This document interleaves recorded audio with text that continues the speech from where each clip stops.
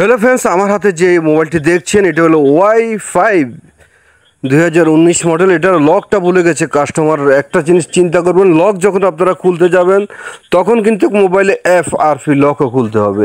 এই দুটোটা জিনিস একসাথে খুলতে পারবেন এক ক্লিকে। ভিডিওটা দেখুন সম্পূর্ণ, তাহলে বুঝতে পারবেন।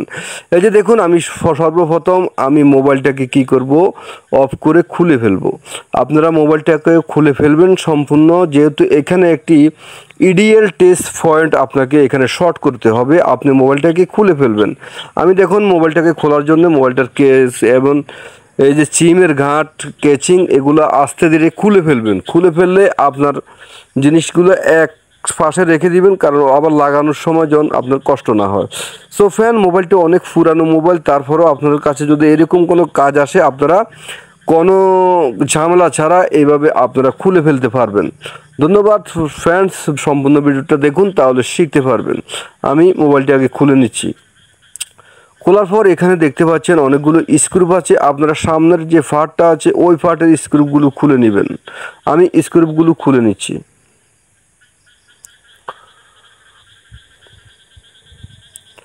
আমি যেখানে বয়সটা দিচ্ছি এখানে ব্যাংকে ক্যাঁকে করতে আছে, এই কারণে সমস্যা হচ্ছে। আপনারা মনে কিছু নেবেন না, যেহেতু এখন গ্রাম অঞ্চলে অনেক ব্যাংক থাকে, অনেক প্রকৃতিক হাওয়া খাচ্ছি। এখানে হাওয়া খাওয়ার সময় এখান থেকে ভিডিওটা আপনাদেরকে ভয়েস দিচ্ছি।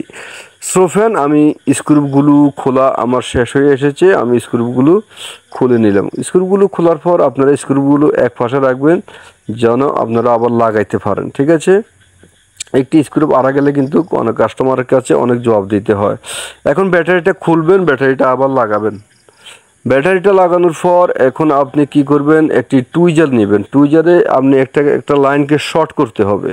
এখানে আমি দেখাচ্ছি, এখানে যে 4টা পিন আছে, উপরে এক মাথার পিনটা শর্ট করে আপনি ইউএসবি কেবলটা এইভাবে লাগিয়ে দিবেন। লাগানোর পর এখন দেখুন কাজ। এই যে দেখতে পাচ্ছেন সবগুলো কাজ কমপ্লিট হয়ে গেছে।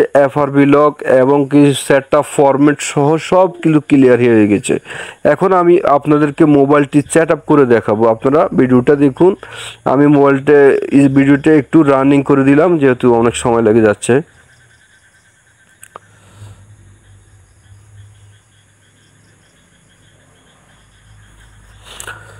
একটা জিনিস খেয়াল করবেন, কোনো মোবাইল রিসেট বা ফরম্যাট মারার পর একটু সময় লাগে মোবাইলটা ওপেন হতে। এই যে দেখুন মোবাইলের প্রোগ্রাম চলে এসেছে। এখানে আমরা ইংলিশ সিলেক্ট করে এখানে নেক্সট বাটনে ক্লিক করব।